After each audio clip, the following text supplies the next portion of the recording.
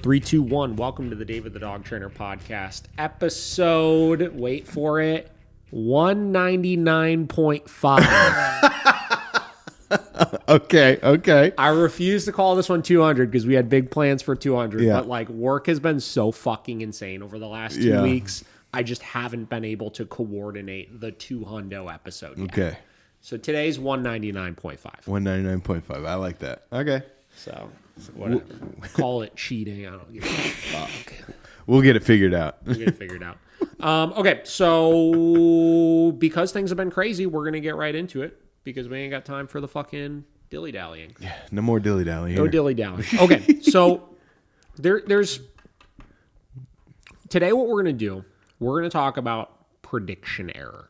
This is a concept of, of learning, obviously. Okay. We'll kind of we'll discuss it a little bit and kind of get into the weeds of it. And there's two things that kind of got my brain working on this here, right? One is there was a podcast that came out recently that I saw some dog trainers reposting. It was have you ever listened to Diary of the CEO? I have not. Okay, great podcast. Yeah. Steve Barnett or something like that, I think is the guy's name. Yeah, I think that's super good podcast. Anyways, he had some psychologist on or something. And she was talking about, he was asking her about working through fears and, how to work through fears and the different ways to do so. And she was kind of breaking down the prediction error sequence as far as, that being one of the common ways of working through things. And this is something we use all the time, but as dog trainers, I think sometimes we do things without fully being able to scientifically break down why we're doing some of it. I'll give you an example, like nail trims, right? We are technically, when we're working through nail trim anxiety with dogs, utilizing a prediction error sequence, right? So the dog has a prediction of what they think is going to happen. I've said it a million times before. Dogs that are acting aggressively when you try to do their nails, they are acting aggressively due to not something aversive happening, but the expectation of something aversive happening. Maybe it's because they got quicked before. Maybe it's because people just whatever, did these really invasive and rough things to them to try to get them to allow, nail trims to happen, et cetera, right? They think something bad is going to happen. And because they think something bad is going to happen, they're proactively responding to it, right?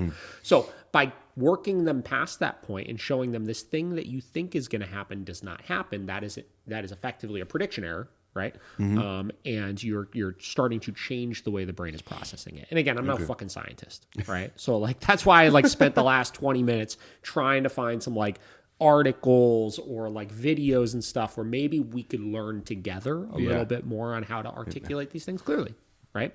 So that's what I did. I pulled up some videos. I don't know if these are going to be any good. This is all I could find was this series on prediction errors that this guy did on his YouTube channel, obviously. So that's thing number one that got me thinking on it was that podcast came out. Yeah. Thing number two is a real life example that fucking happened to me. Really? Okay. As everybody here knows, this guy right here is deathly afraid of snakes. Deathly afraid of snakes. Okay. Right? And unfortunately, we found a snake in the yard the other day. Ooh. So Kate told me, I was working and we had to go somewhere after work, and she was like, saw a snake in the yard. And I was like, that's not good. You saw a snake in the yard?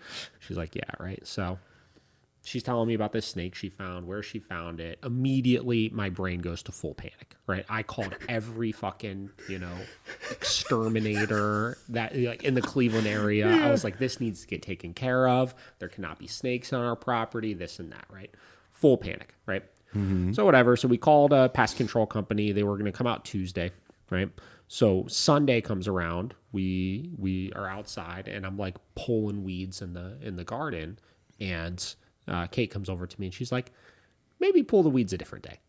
And I was like, what do you mean pull the weeds a different day? She starts walking, no, okay, come over here. And I was like, wait a minute. I was like, is the fucking snake over here? So she's like, yeah, the snake is over here. I was like, okay. So again, immediately brain goes to freaking out. Right? Yeah. Freaking out. Right. So I don't know. I thought about it for a little bit, and I was like, the only way I'm going to get past this is if I start to take control of the situation. Yeah. I create a prediction error of this perception I think is going to happen when I see this snake, right? And I change the way my brain thinks when I see them to I could handle these scenarios, right? So what did I do?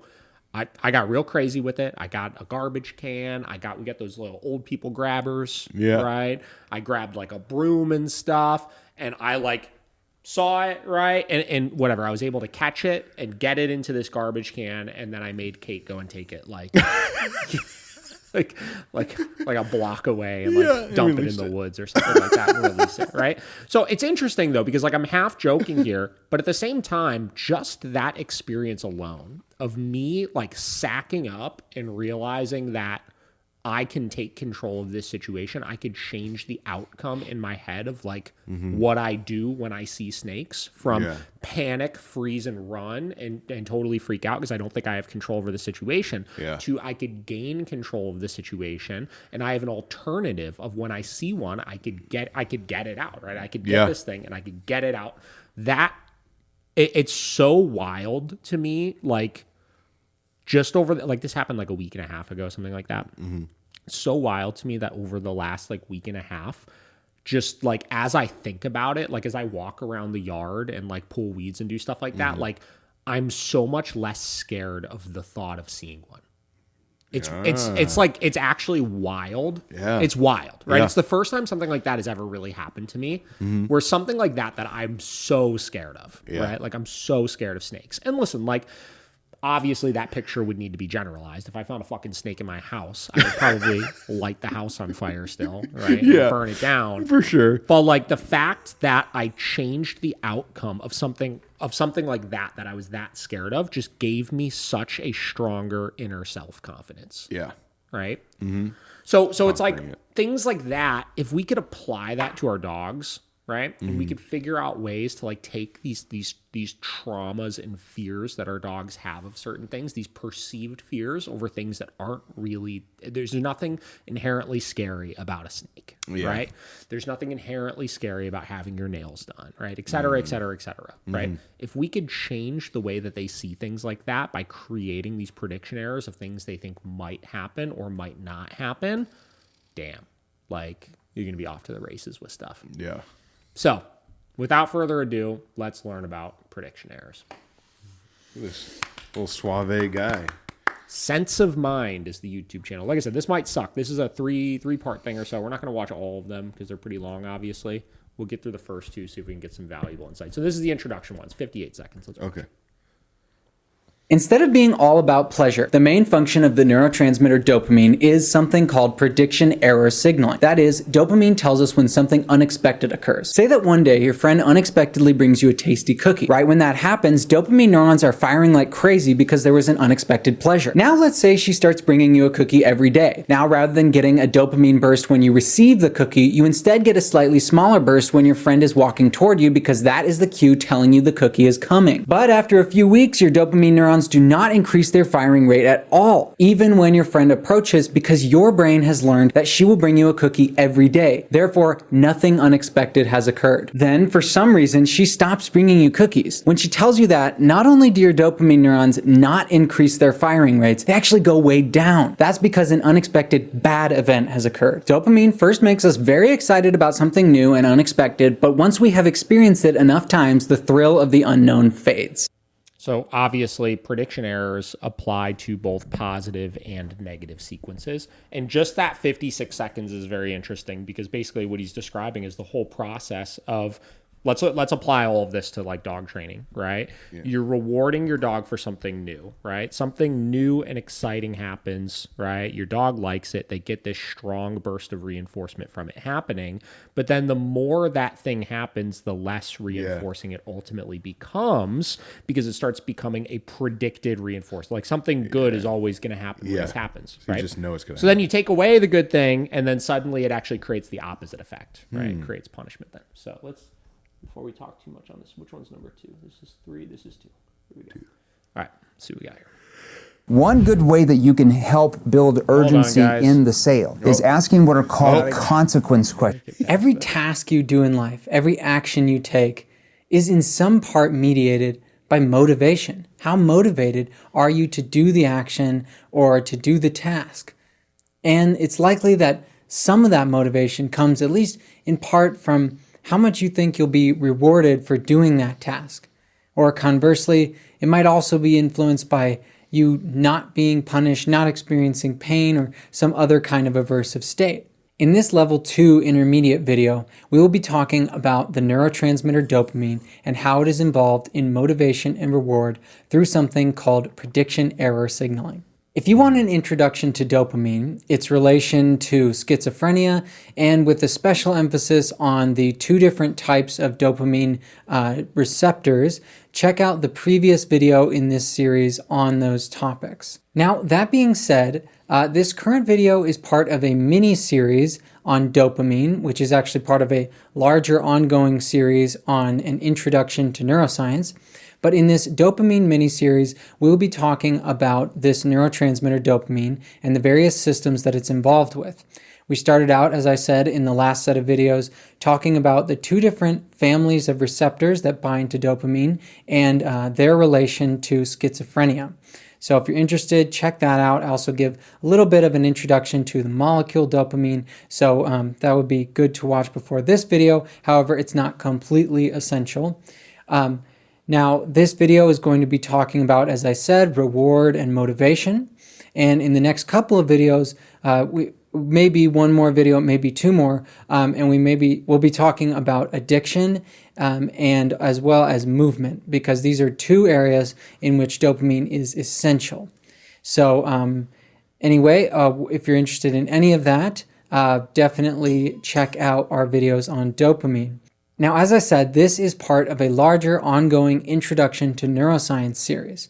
We started out talking about the individual neuron, and then we moved up to how a neuron fires, how neurons become connected through synapses. We also talked about a couple other neurotransmitter systems, namely glutamate and GABA, and now we're moving on to dopamine. So we'll be talking about more neurotransmitter systems, and we'll be moving up and talking about brain systems, behavior. So now that we've kind of reached the neurotransmitter system point in this series, we won't be talking so much about molecular biology. We'll be talking more about brain systems and behavior. Now, with every topic in the Introduction to Neuroscience series, we will have 3 different levels of difficulty and length. So we'll have a level 1 beginner, which is basically just a 30 to 60 second kind of overview, summary of the main points of the topic that let's do. Okay, that's all his introduction. We're skipping past all that. Wow, 5 minutes of introduction. Here we go. Jesus Christ. Yeah.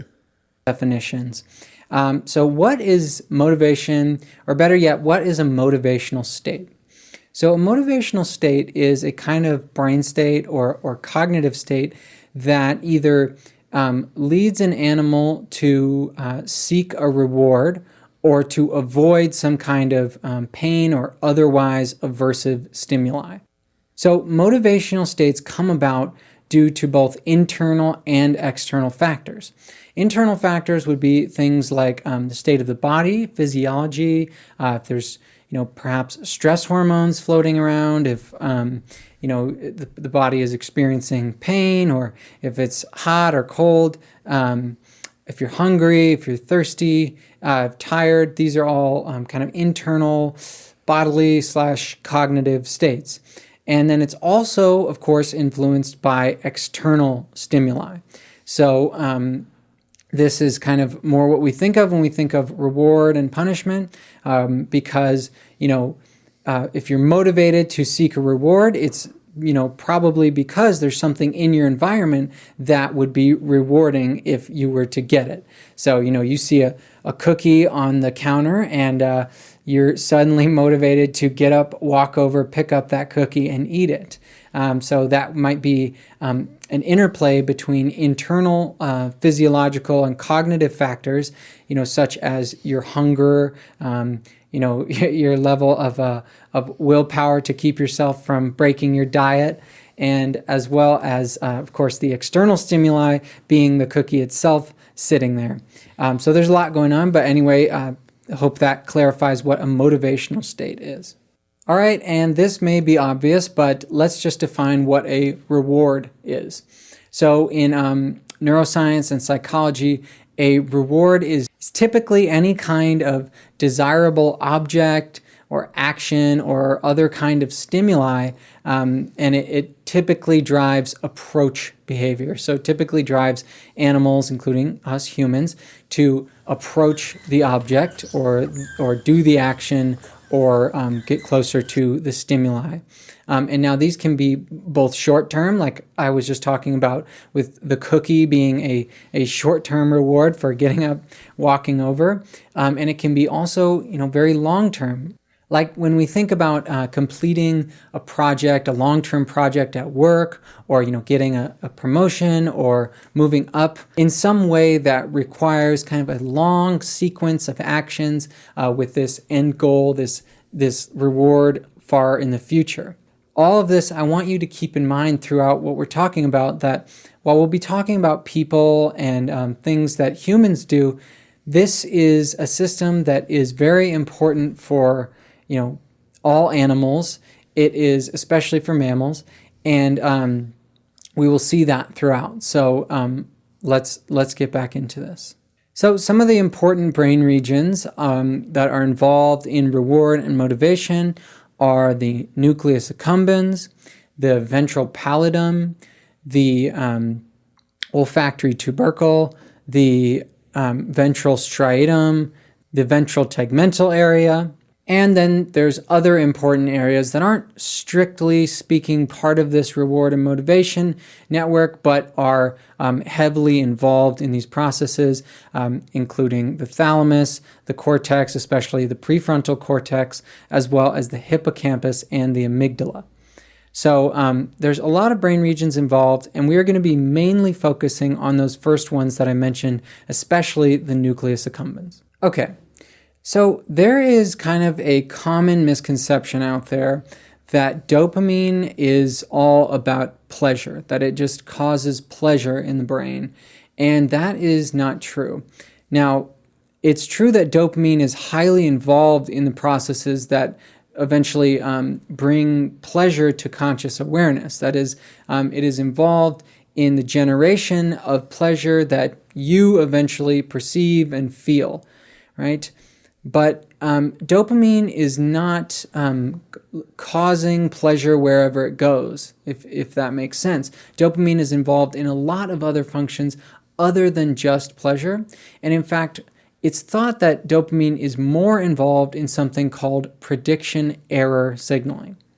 And so this actually characterizes dopamine's relationship to reward a lot better than if it were simply coding for pleasure. So I know that was kind of a lot, but let's look at how that works. We're going to break it down step by step and think about this. All right, so what we've got pictured here is a brain, your brain, and there are a number of regions highlighted.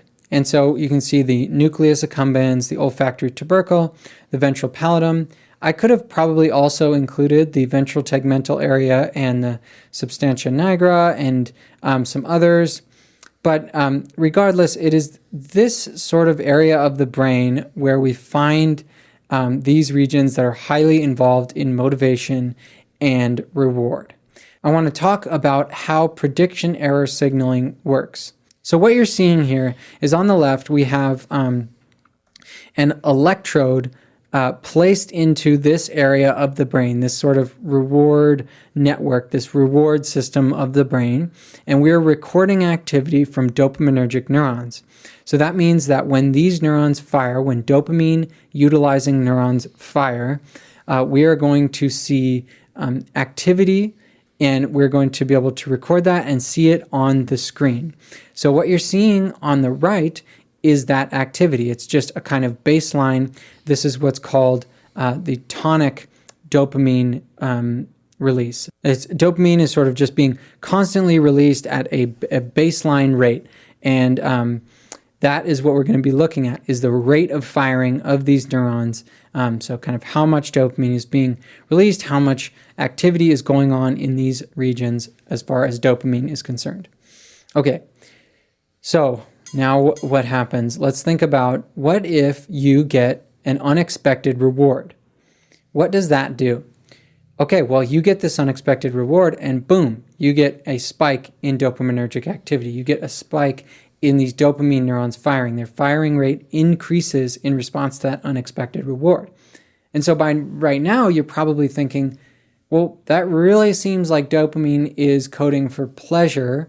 I mean, after all, it happened right when you got the reward. What else would you expect from something that is, showing, when you experience pleasure?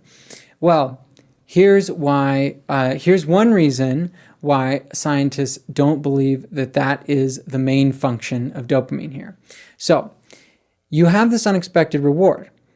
Let's say that this is a friend walking up to you out of the blue and giving you a cookie, right? And this friend just, didn't say anything about it before, brings you a cookie, and oh, that's so nice. You get that blip of dopamine activity, right? That burst. Okay. But let's say your friend does this for, a few days, and you start getting used to this routine.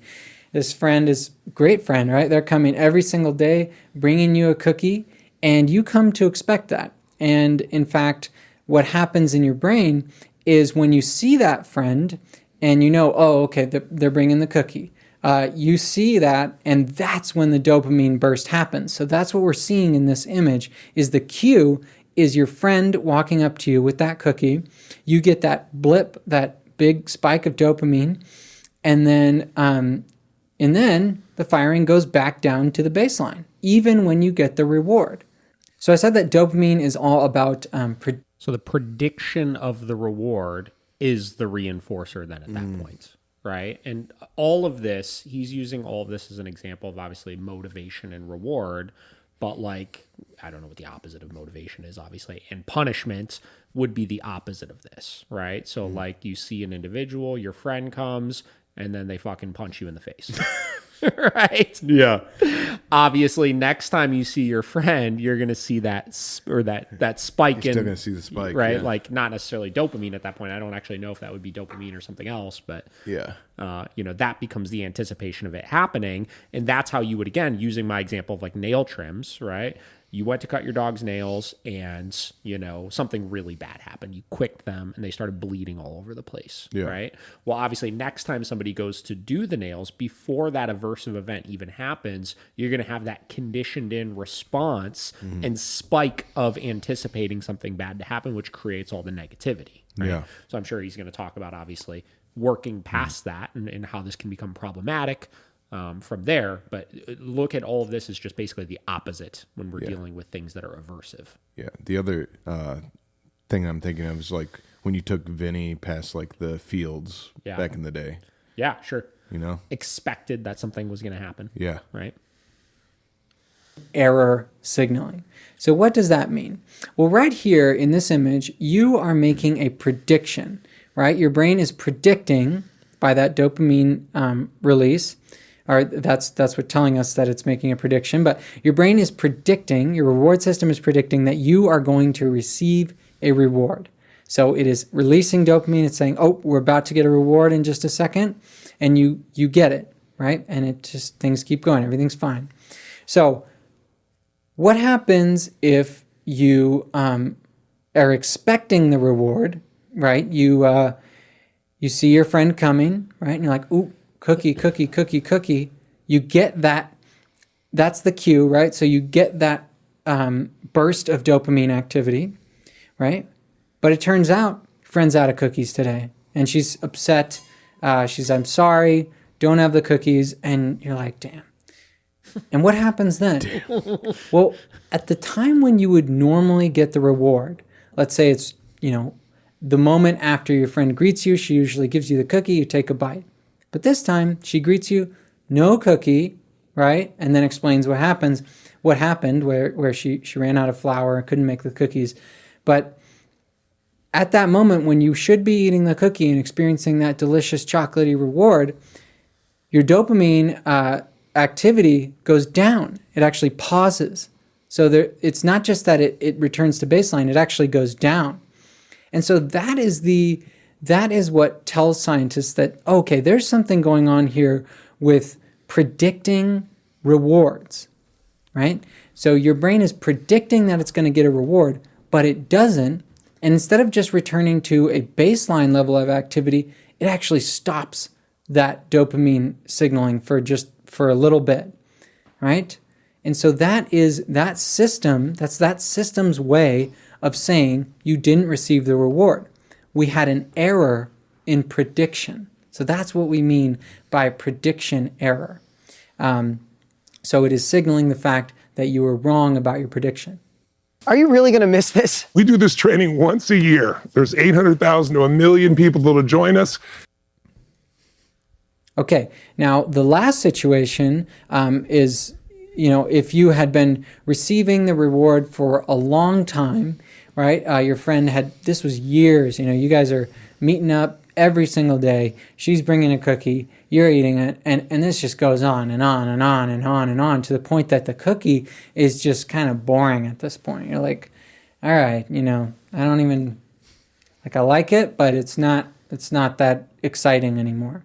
And what happens then is your brain has completely learned, is completely habituated to this pattern, and it no longer is even worried about predicting that reward because there's just nothing more to learn about that situation.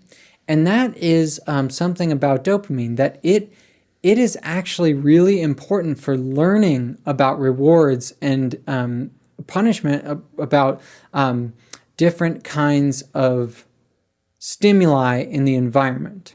Some scientists interpret this as the brain saying there's nothing more to learn, right? We know this is here. We don't need to be changing dopamine activity. You might still get a little blip when you see your friend because that prediction is still there and it goes gradually over time. So you probably still get that. But, on the whole, it's really old hat. You're used to this now. It's like, when you first started driving a car, right, it was probably really exciting and novel, and it was fun to do it, to drive to, maybe you're driving to school or something. And then as time goes on, you get years and years and years of commuting and getting in the car. It's like, it's not at all a reward anymore. It's not even fun or exciting.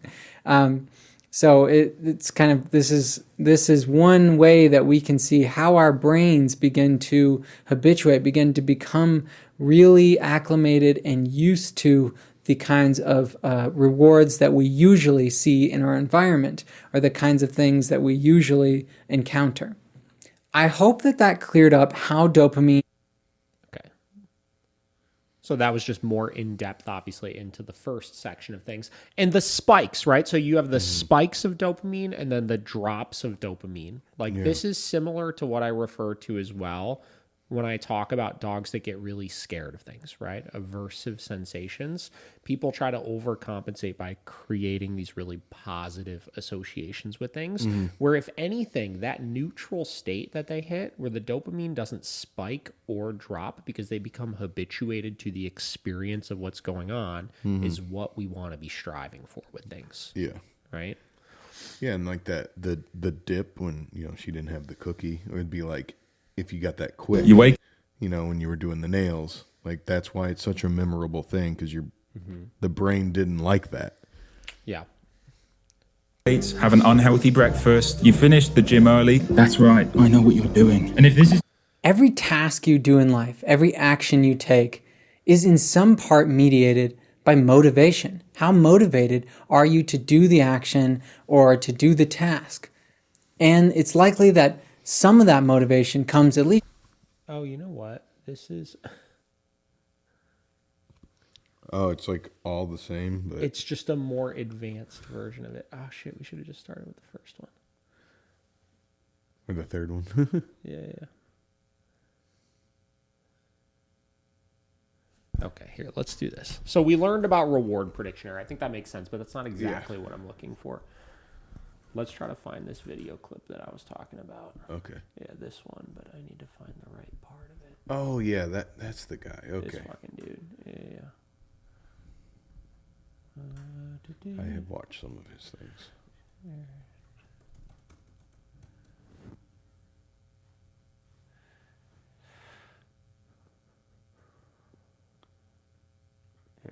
In this podcast episode, Dr. Lisa Feldman Barrett. Oh, shut up. That's not what I...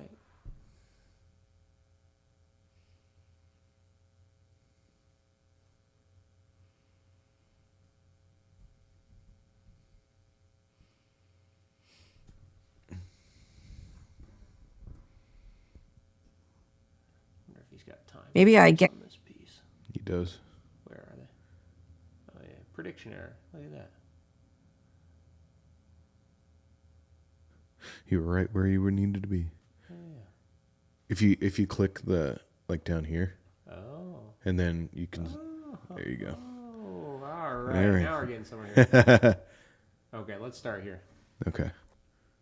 And remember, it's actually, the thinking comes after the action, right? So what will happen is the next time that you are approaching a table where a silver cup might be, your brain will already be starting to prepare the actions to go get the flowers. Right. And then you will think, oh, right, I can use this as oh, look, there's a great vase, right? So in your brain, it's action. At first, your brain is controlling, it's preparing the actions of the viscera, what we call visceromotor. So does your heart rate need to change? Do your blood vessels need to dilate? Do you need to breathe differently? It's basically anticipating the needs of the body and attempting to meet those needs before they arise. That supports your physical movements, right? So if you're walking over somewhere to pick up some flowers and cut the stems and whatever, those are all physical movements that require glucose and oxygen and shit like. So all of that has to get prepared in advance, milliseconds before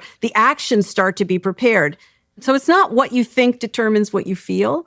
It's what you prepare to do determines your thoughts and your feelings and the sights and sounds and smells and sensations. Okay, so yeah, this is going to be much better, obviously. So we learned, obviously, we got the baseline prediction error for rewards. Yeah. Obviously, the takeaway from that video that we just watched really is just that your dopamine is controlling your anticipation of things. Yeah.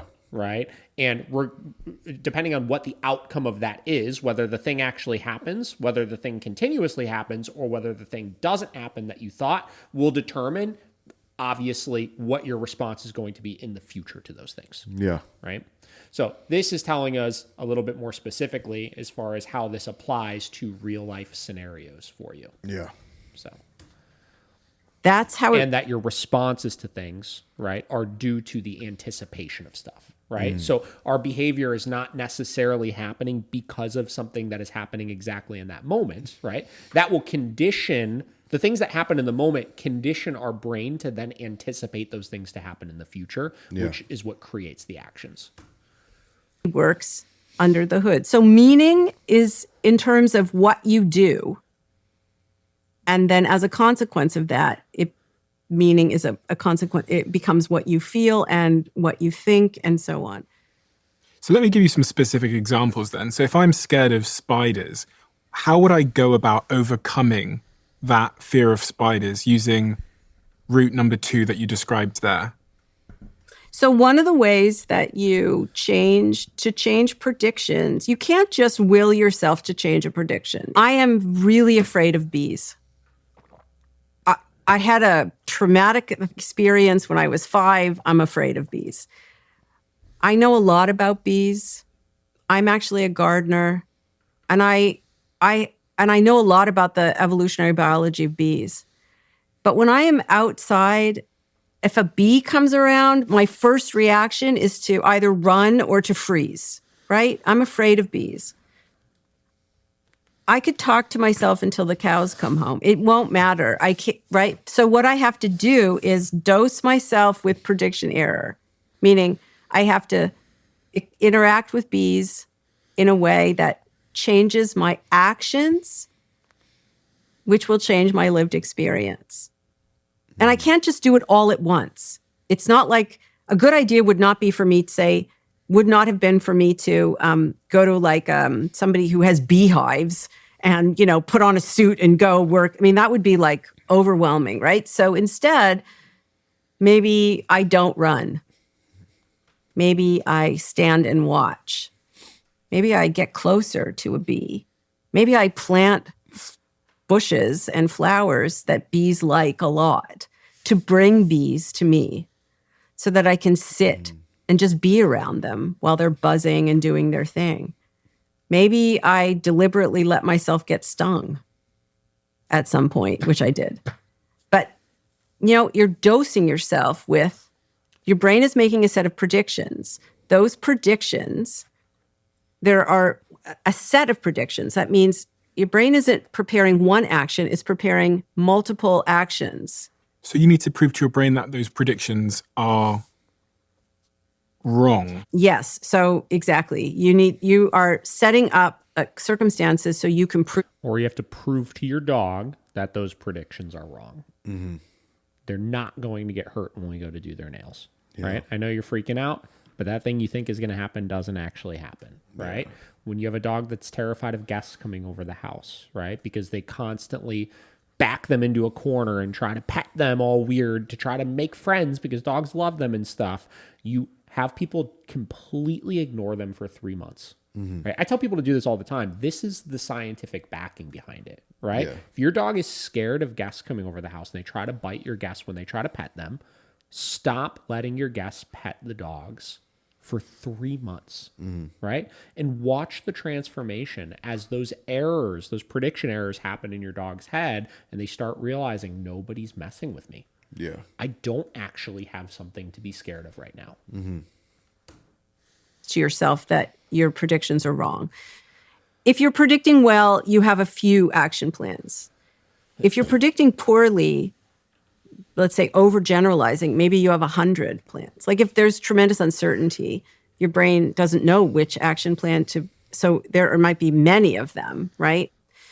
Sensory signals are coming into your brain from the sensory surfaces of your body, from your retinas, from your cochlea. You've got sensory surfaces on your skin, inside your body, in your muscle cells, all these signals coming to your brain.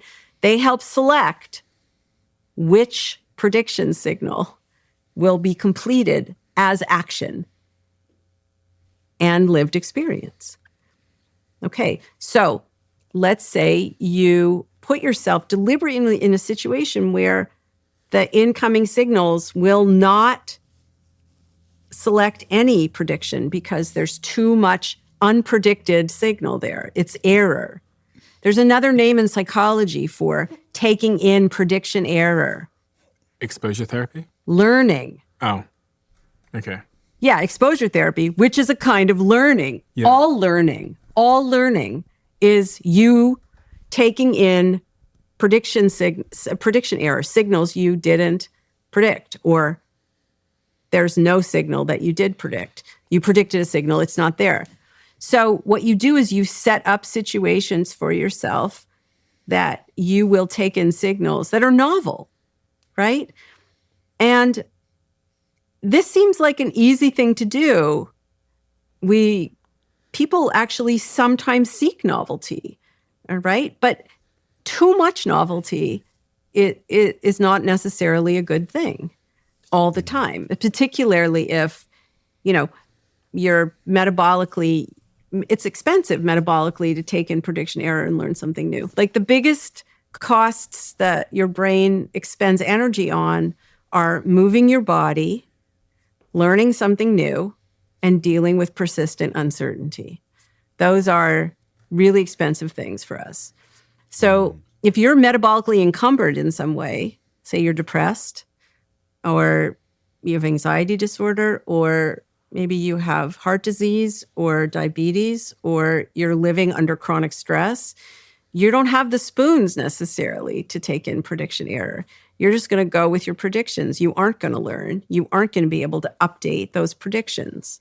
You're going to be stuck. You're going to be stuck in your head, right? Every experience, every action, a combination of the remembered present, the remembered past, the predictions, and the sensory present. But the sensory present is there just to select which remembered past you're going to act on. And sometimes in moments of great metabolic load, the brain just goes with its own predictions and ignores what's out there in the world. So what I'm interpreting that as, that's very interesting, is like she was saying, too much novelty, too much prediction error can cause the brain to like basically short circuit and not be able to change those responses that they generally would have to things. Yeah. And this is why when we talk about any type of like exposure therapy work that we do with dogs, right?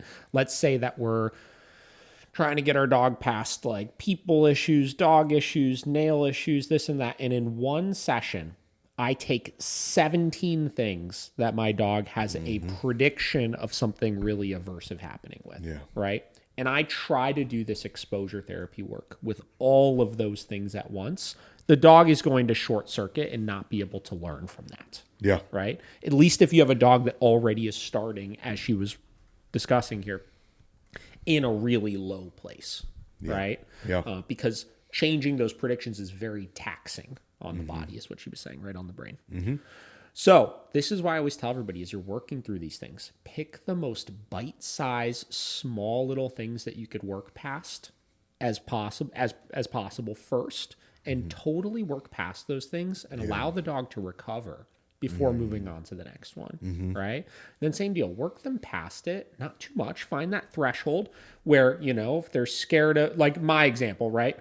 Being scared of snakes, right? Like,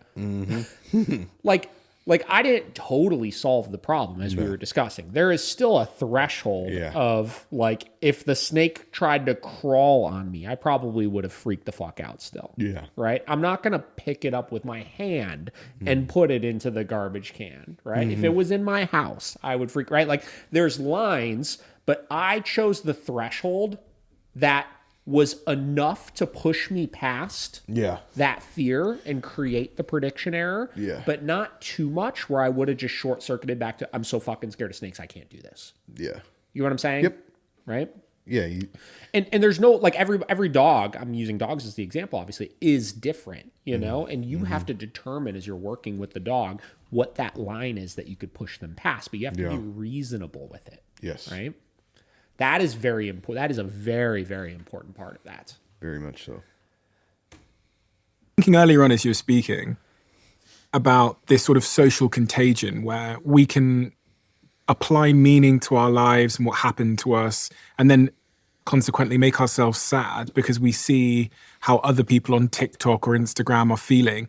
And it made me think that you must think the world is crazy to some degree. You must see social contagion in the world where suddenly everybody becomes traumatized because trauma's become almost popular, you know, to think about what happened to you and create meaning to it and then suffer that meaning.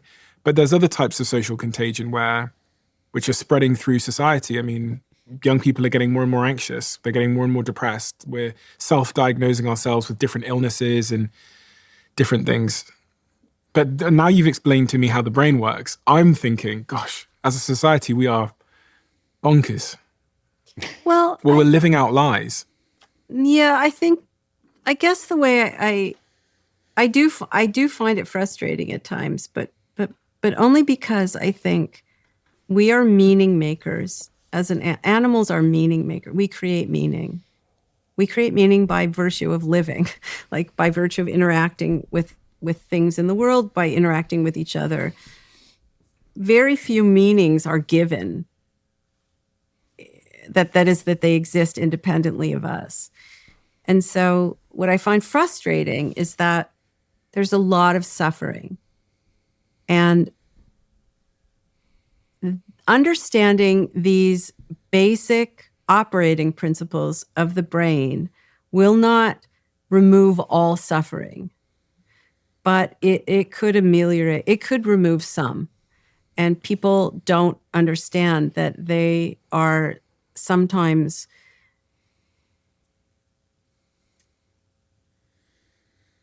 making their suffering worse than it has to be. You paused on the word responsible. Well, I want to be really clear that, again, I'm not saying people are to blame. Culpability and responsibility are not the same thing. Culpability is blame. Are you blameworthy? Right? I'm not saying people are to blame for their own suffering. I'm saying that people can be more responsible by taking more responsibility, they could reduce their suffering some. That's not the same thing as saying it's their cause to begin with. So I'll give you an example. So see, this is so interesting. Now I'm gonna obviously watch this entire podcast today because I haven't seen it yet. Yeah, for sure. I just saw that one clip. Yeah. Right. And I was like, oh, that I'm pretty interested in this. But like, this is so interesting because this is like how we view owners, dog owners, right? Like there's a lot of suffering in the dog world. Yeah. Right. And it's like, as she was just saying, what'd you say? Culpability? I don't know that word. Whatever. I mean, it's obviously what means you are to blame, I guess, right? I would assume. Look at it, right? But she used that word like there is such a fine line between when we say like, oh, it's your fault, you're the reason why your dog is like this. When we say that, we're not saying that like, oh my gosh, like, fuck you, you created all of these problems and this is a you thing, because it is an education thing, right? You need to understand how dogs work, right? Yeah. But so few people take responsibility for their dog's behavior. You know what I mean? Yeah. Like they don't take any respect. And if they take just a degree of responsibility for stuff, there was an example of like, yesterday I was doing a lesson, right? I was in Rochester all day working with some clients, and I was walking this one dog who's really dog reactive, right? I was walking with a client around their neighborhood. We walked by this one house, and the garage door was open, and they were like, oh, like, let's go and walk the other way. Yeah. And I was like, why? They were like, oh, well, this guy has 2 labs that live here, and the labs constantly, every time a dog walks by the house, like sprint out of the garage and chase down any dog that's walking past and like bombard them, and they're not attacking them. And the owner comes out, they're like, oh my gosh, I'm so sorry. No, come here. Why are you doing that? This, that, right? Like they're acting so surprised that the behavior is happening, right? Like, and like, listen, like shit happens. You know what I mean? Like shit happens. Like maybe sometime once, you forgot to like close the door all the way. You know what I mean? And it happened, and it like wasn't really your fault. But like the problem is, people aren't like, these people aren't taking responsibility for the fact that like the dog is making poor decisions, because in their mind it's like the dog's making poor decisions, right? Instead of taking the responsibility of, I know my dog makes poor decisions, I know about the prediction of these things happening is there, right? Yeah. But I'm not taking any responsibility for ensuring that when my dog makes those improper decisions, that they're not disrupting other people, et cetera, et cetera. You know what I mean? And it's really hard because like it's a fine line of like, yes, I would say that like at a certain point it does hit where like you are to blame. You know what I mean? Yeah. But like initially when owners have bad things happen to them, like a lot of trainers jump right to like, wow, how the fuck could you let that happen? Like that's your fault. Where I don't view it that way. I just want people to take responsibility for the fact that they do have some control over making the changes they need. Yeah. You know what I mean? Yep. Did you find that word? Yeah, the definition is responsibility for a fault or wrong or blame. Got it. All right. So it's just you taking that ownership. Contagion. Contagion is an interesting word. It means that you are infected by something. Even a virus. There are these experiments that were done 15, 20 years ago where these are done by Sheldon Cohen, who is a psychoimmunologist, which means he's a psychologist and he studies how immunology, that is your immune system, is related to your psychological state. And so what he did across a number of experiments is he took people and he sequestered them in hotel rooms. And then he took the same dosage, the same concentration of virus, and he put it in every person's nose.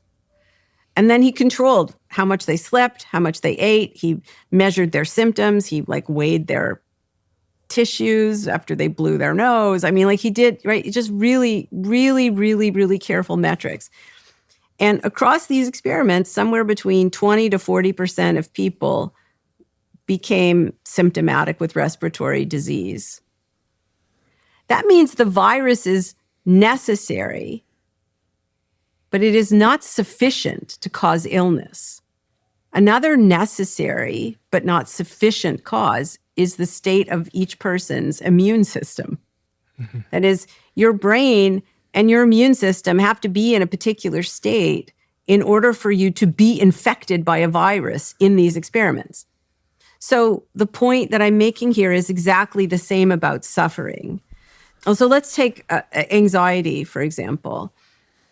You know, we in a culture, we automatically make meaning of certain types of signal patterns as anxiety. When there's a lot of uncertainty, there's an increase in norepinephrine and some chemicals in the brain. That often goes with an increase in heart rate and so on. And we automatically make meaning of this physical state as anxiety. But exactly the same physical state could be determination. It could be just pure uncertainty. Again, meaning making is about action, right? So when you are experiencing high arousal, even if it's super unpleasant as determination, you do something different than if you experience it as anxiety or uncertainty. So here's an example. There are people who experience test anxiety. Really serious test anxiety prevents people from finishing courses or graduating from college. People who graduate from college have a lifetime trajectory of earning that is hundreds of thousands of dollars more often than somebody who drops out of college. So test anxiety, over the long run, it's more than just a bit of discomfort. You know, it has serious implications for your earning potential across your life. Mm-hmm.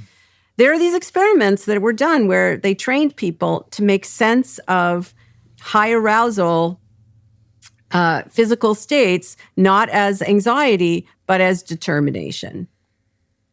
And these people learned to do this. First, they practice like a skill. It's like driving. At first, it's really hard. You have to give a lot of effort to it, but you practice, and then eventually it becomes really automatic. And then what happens? They're able to take tests. They're able to pass tests. They're able to continue taking courses and so on. I watched this actually happen right in front of my eyes. My daughter, when she was 12 years old, she was testing for her black belt in karate. Her sensei was a 10th degree black belt. This guy, a 10th degree black belt is the highest you could be. This guy could break a board like by looking at it. He was a scary, scary dude. And my daughter was like not even 5 feet tall when she was 12. And she's this tiny little thing. And she's got to spar with like these hulking, like 15, 16, 18-year-old boys. She's got to actually spar with them. And so, you know, and this is across several days. She's got to do this really. And so I'm sitting there, her dad and me were sitting there, we're watching her.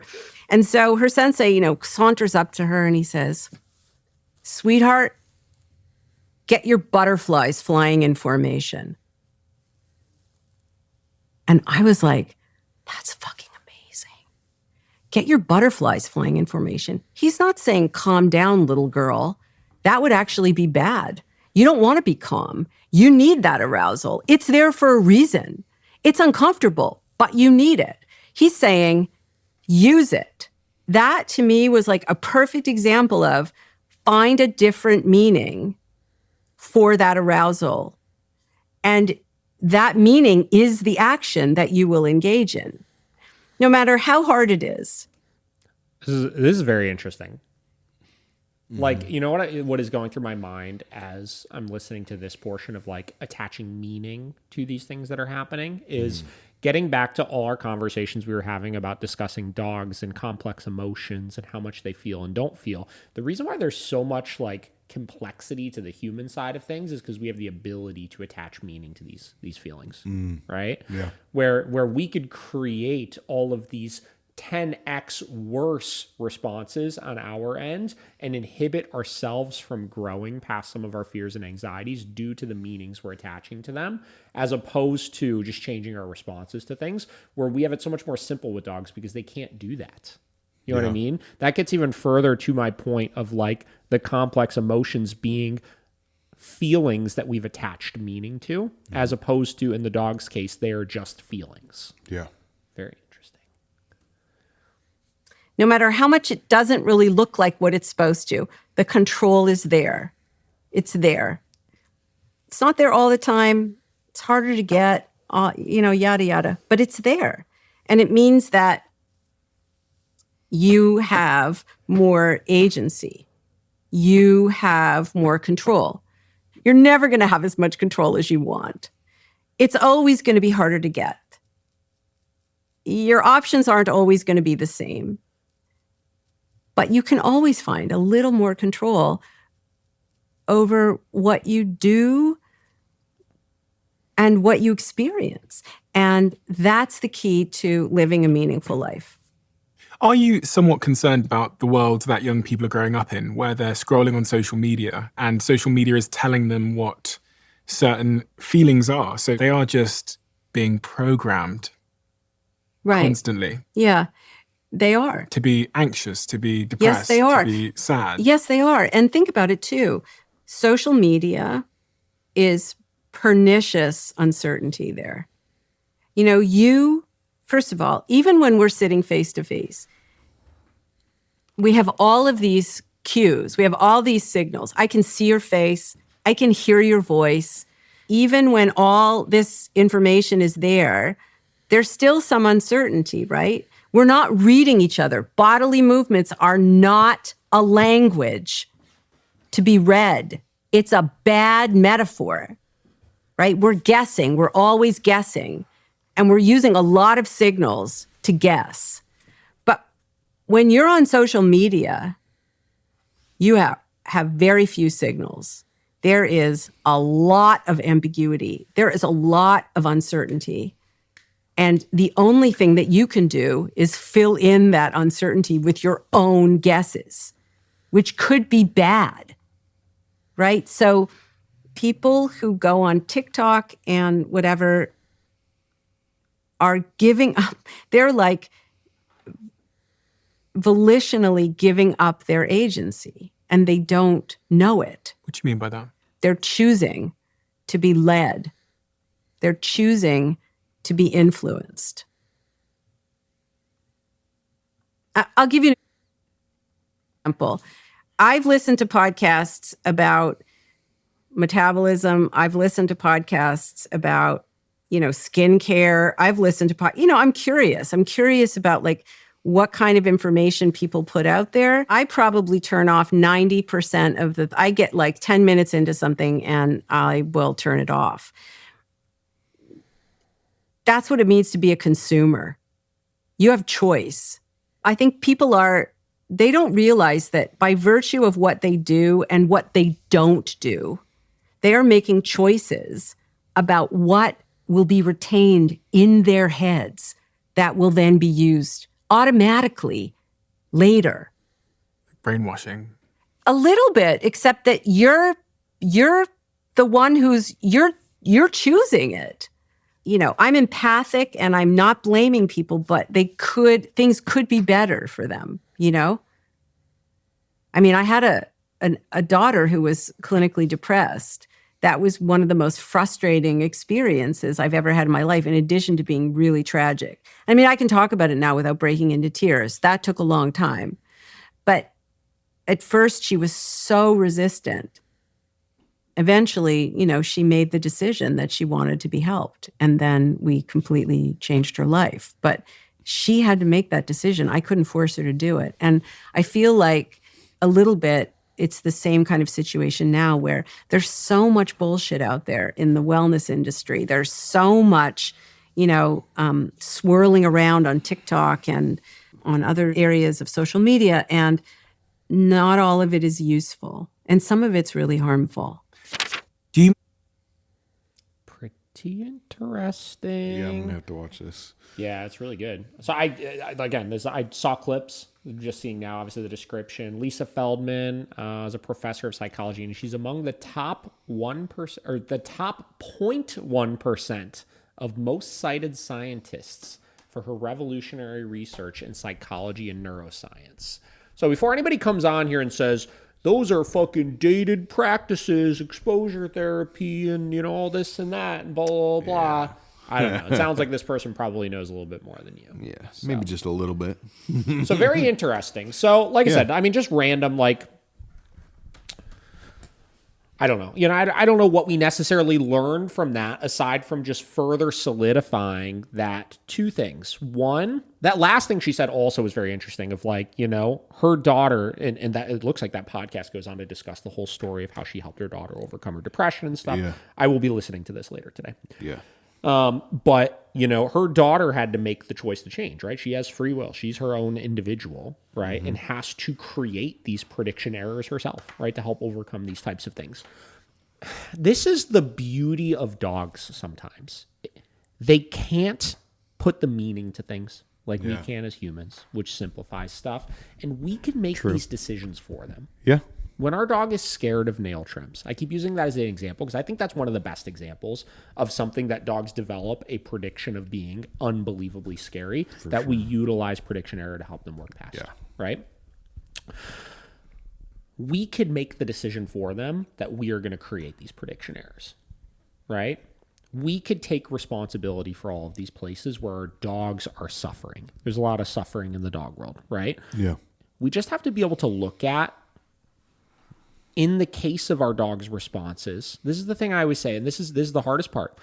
I have to be able to look at a situation and ask, is my dog responding due to an anticipation of something scary happening, or are they responding because something actual scary is happening, right? And then if I figure out that it's an anticipation of something scary happening, right, then I know it's something that I can create a prediction error for and change that perception. Yeah. That's it. It's true. That's it. So I don't know. Very interesting. Yeah. Got into the psychological part of it today. A little bit. So hopefully you guys liked it. I mean, at best, I think that last section was very, very good. We should have just fucking started with that. You know, I thought about it, but like I said, I saw a couple dog trainers repost it already, and I was like, oh, I don't want to be like everybody else. I want to find something different to put a different perspective onto it and stuff. Should have just started with that. Yeah, I like the first guy. I think he made it more sensible with the whole cookie thing. Yeah. I think the problem is I really was looking to view it from the side of things you're scared of. Yeah. Right? As opposed to from that lens. But it's still important. We're learning about it as a whole. Yep. So we covered both bases. Yep. So there you have it, guys. There's 199.5. Yep. We're going to leave you guys on that. And we'll do maybe 199.75 next time. Who knows? Or maybe 200. You'll have to wait and see. We're getting it together. We'll figure it out. All right. See ya.